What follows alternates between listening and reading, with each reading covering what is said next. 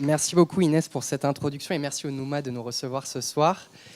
Pour parler justement de ces modèles qu'il va s'agir d'imaginer, j'aimerais accueillir sur scène quelqu'un qui va nous faire une introduction sur les modèles plateformes et quelqu'un que j'apprécie beaucoup, Éric Matevet. Après avoir occupé les fonctions d'inspecteur du travail, vous avez été en charge de la coopération européenne en matière de détachement des travailleurs, au sein notamment de la Direction générale du travail. Vous êtes actuellement doctorant en droit sous le régime d'une convention de co-tutelle internationale conclue entre la Sorbonne et l'Université de Montréal. Et je voulais vous remercier d'avoir accepté d'introduire ce sujet qui s'annonce très intéressant. Merci beaucoup Éric et je vous laisse la parole. Merci. Donc effectivement, je vais faire une petite introduction qui est plutôt contextuelle en réalité, avec une démarche qui va un petit peu plus loin que notre contexte national. C'était un peu l'idée. Après, nos panélistes vont donner plus de détails sur la matière. D'abord, je tiens à m'excuser, là j'atterris de Montréal.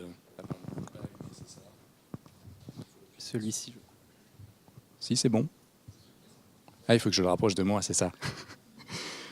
Oui, j'atterris de Montréal ce matin, du coup je suis un peu jet-lagué, donc je m'en excuse par avance si je bafoue, vous m'en voudrez pas, j'espère. Donc le progrès technologique a changé nos vies, ça c'est sûr, hein. Et puis une des premières matières qui l'a impacté, c'est le monde du travail. Et tout le monde s'accorde aujourd'hui pour convenir que ces mutations... Oui, vous m'entendez pas? Et là, vous m'entendez? Ouais. Le monde du travail, donc, les mutations technologiques et notamment numériques vont clairement impacter la relation de travail et les métiers. Et on entend souvent donc que on ne compte plus vraiment les rapports qui prédisent les mauvaises choses qu'apporterait l'intelligence artificielle. Il faut quand même les citer. On a un rapport de l'OCDE notamment, qui prévoit 9% de... Là, c'est mieux. Hein. Là, c'est beaucoup mieux, je m'entends moi-même. Qui prévoit donc une automatisation des emplois à hauteur de 9% des emplois actuels. Et puis on cite aussi souvent les recherches, les travaux de Carl Frey et de Michael Osborne qui prévoit de manière un peu dramatique que 47% des emplois américains pourraient être impactés, en tout cas, par les mutations technologiques au cours des 2 prochaines décennies. Alors, nous sommes réunis ici au NUMA. NUMA qui se définit comme un réseau mondial de l'innovation, et je cite, qui s'est donné pour objectif de soutenir les entrepreneurs qui ont pour mission de répondre aux enjeux mondiaux de 2030. Alors je me suis dit que ça valait la peine de commencer d'introduire cet événement par une aventure entrepreneuriale, celle de Frédéric Tudor. Alors Frédéric Tudor, c'est un jeune entrepreneur de 23 ans, né à Boston, la ville du MIT et de Harvard. Et son aventure commence par une idée très simple, en 1806. Et elle a beau être simple, cette idée, elle va conduire à l'émergence d'un commerce international qu'on a un peu oublié. Et son idée, en fait, à ce jeune Tudor, c'est qu'il a constaté que les navires qui rentraient des Caraïbes et qui arrivaient donc au port de Boston revenaient chargés de marchandises mais repartaient à vide. Et il a eu l'idée de charger les cales des navires d'un bien abondamment disponible dans le Massachusetts et particulièrement, qui n'a aucun coût, la glace. Et après l'hiver un peu rude que j'ai passé là au Canada, je vous assure que Boston, c'est juste à côté de Montréal. Je vous confirme, les rivières, les lacs, ils sont pleins de glace. Et donc, pendant les décennies qui ont suivi, cette idée s'est transformée en commerce international qui a prospéré pendant quasiment un siècle. Et vous voyez déjà où je veux en venir, évidemment, à la fin du 19e siècle. Donc ça a créé des dizaines de milliers d'emplois en Amérique du Nord, hein, avec un commerce international qui partait du Canada et puis des États nord-américains vers Singapour, l'Inde, tous les endroits où il n'y a pas de glace. Et bien évidemment, le réfrigérateur a mis un terme à cette aventure. Et donc voilà, c'est le progrès technique. Parfois, ça remet en cause certains modèles. Plus près de chez nous, on peut penser à l'invention de Joseph-Marie Charles, qui a inventé le premier système mécanique programmable à carte perforée en 1801, plus connu sous le nom de métier Jacquard, pour ceux qui s'intéressent un peu à la culture lyonnaise. Et donc son système, en fait, c'est un système...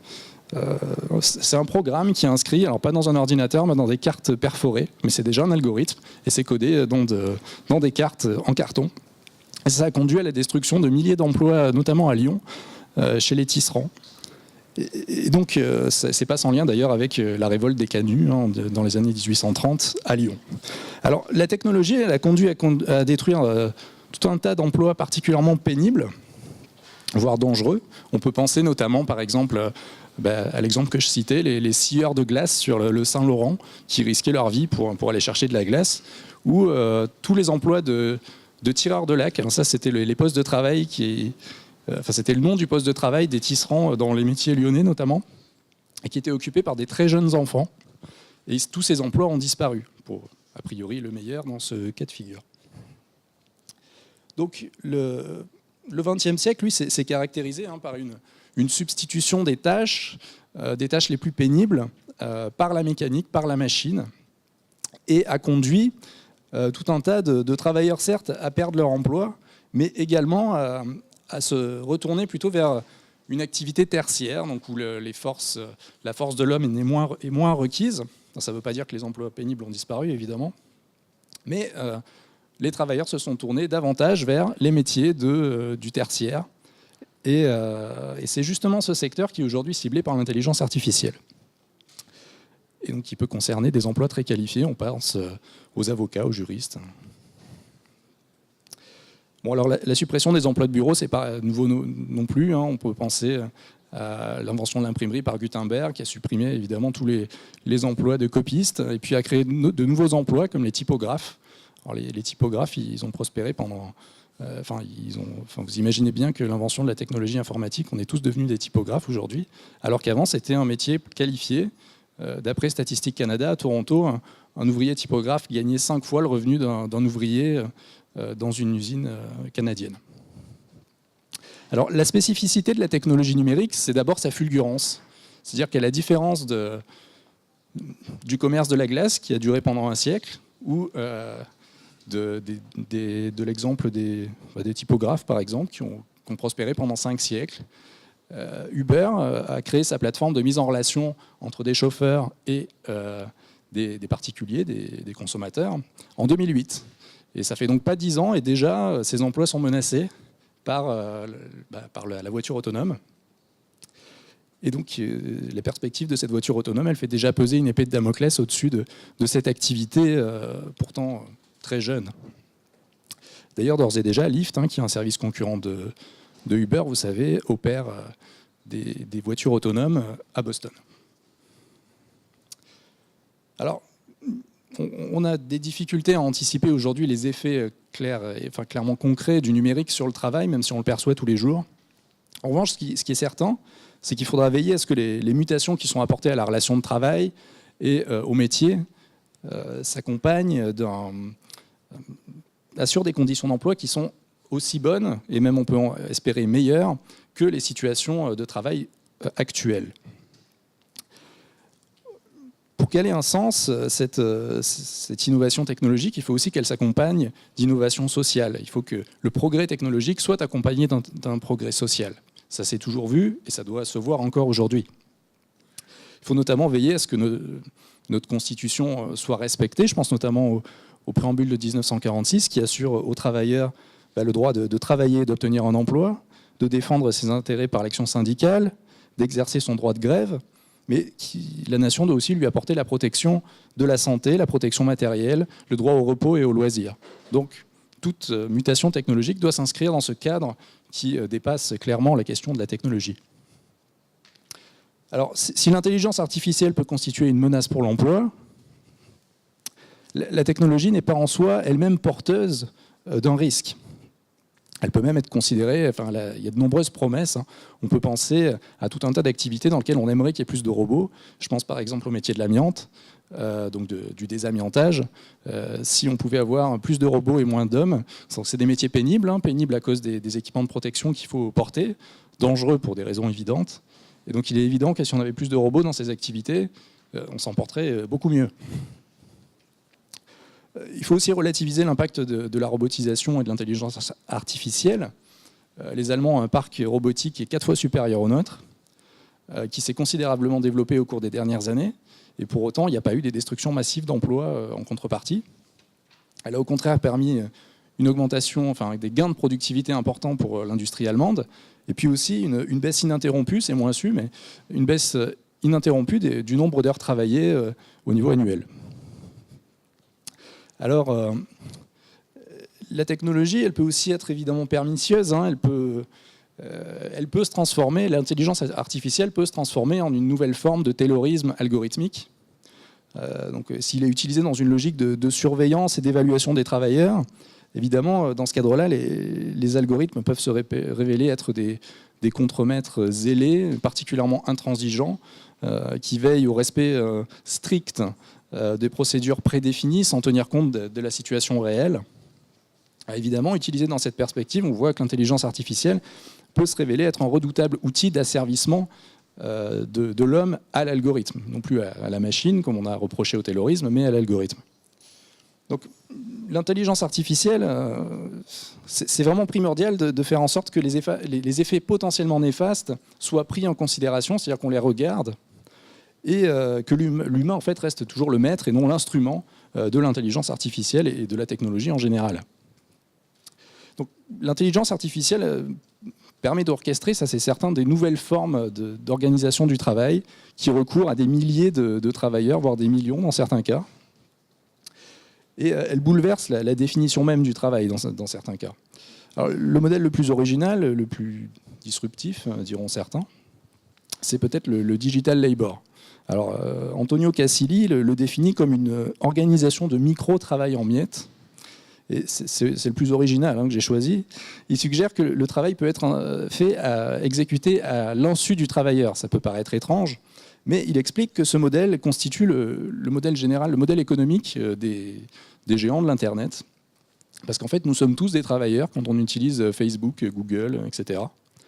Mais on n'en est pas forcément conscient. C'est-à-dire que ces travailleurs fournissent de l'information, par leur action, en likant certains éléments plutôt que d'autres, produisent de la richesse, mais s'en rendent pas vraiment compte. Et en échange de cette sorte de travail, l'utilisateur peut avoir accès aux services de Facebook, Google, etc. Alors Casilli, lui, nous dépeint un monde numérique dans lequel le travail humain consiste à accroître les performances des algorithmes. Et il évoque par exemple le service CAPTCHA de Google. Là, vous savez, c'est pour garantir que vous n'êtes pas un robot. On vous demande de recopier des lettres. Et donc ça sert à entraîner les algorithmes pour reconnaître des lettres qu'ils ne connaissaient pas. Et puis, concernant les plateformes de micro-travail telles que le Mechanical Turk d'Amazon, par exemple, je ne sais pas si vous connaissez, il va jusqu'à affirmer que, je le cite, sous couvert de marché du travail pour les humains, cette plateforme est en réalité un centre d'élevage pour les algorithmes. Bon, là, on va revenir dans le monde du travail plus traditionnel, plus tangible, celui qu'on connaît mieux, celui où on est conscient de travailler. Dans ce domaine-là aussi, les algorithmes ont permis le développement des plateformes, vous le savez, donc on évoquait Uber tout à l'heure par exemple. Ces plateformes de mise en relation, elles se développent rapidement avec des conséquences qu'on connaît. Donc on peut penser aux livreurs de repas, donc aux chauffeurs par exemple, donc tous ces travailleurs qui ont envahi nos rues au cours des dernières années. Et ces plateformes ont construit leur modèle sur le recours exclusif à des travailleurs qui ont un statut non salarié, donc un statut d'indépendant. C'est prévu par ces plateformes, c'est incontournable, c'est dans leurs principes, dans leurs conditions générales d'utilisation, si vous préférez. Et que ce soit en Amérique du Nord ou en Europe, c'est le modèle qui a été choisi. Or, il se trouve que depuis 1919, notamment sous l'égide de l'Organisation internationale du travail, toutes les protections qui ont entouré le monde du travail se sont faites autour du statut de salarié, et donc c'est particulièrement vrai en Amérique du Nord, très peu autour des travailleurs non salariés.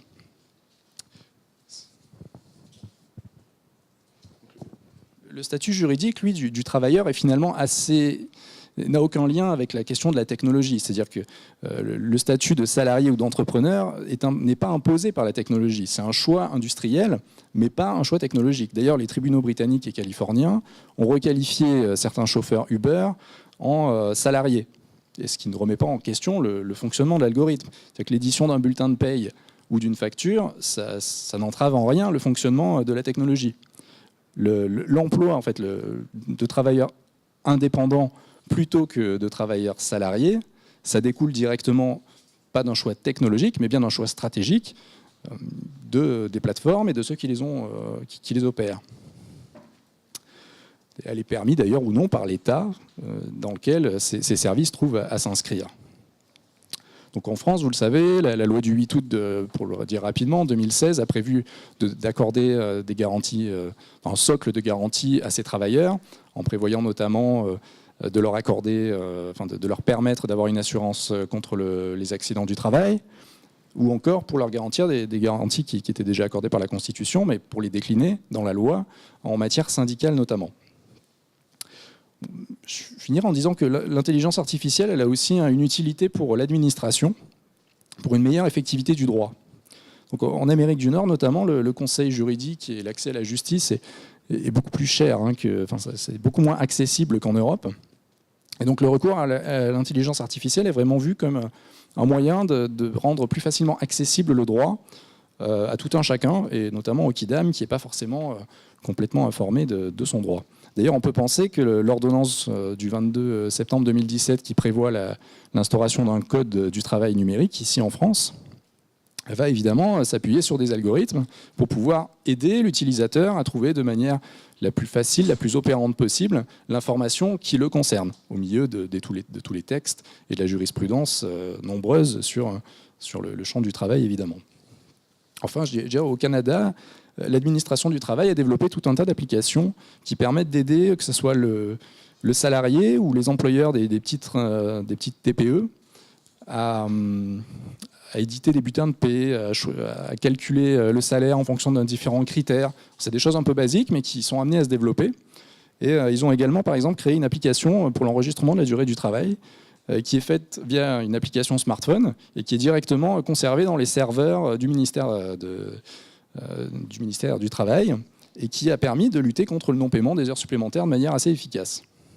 Bon, le temps file là, donc je vais laisser la parole aux autres panélistes. Je voudrais juste vous faire part d'une initiative canadienne, la déclaration de Montréal pour une intelligence artificielle responsable. Alors c'est une déclaration qui est en devenir.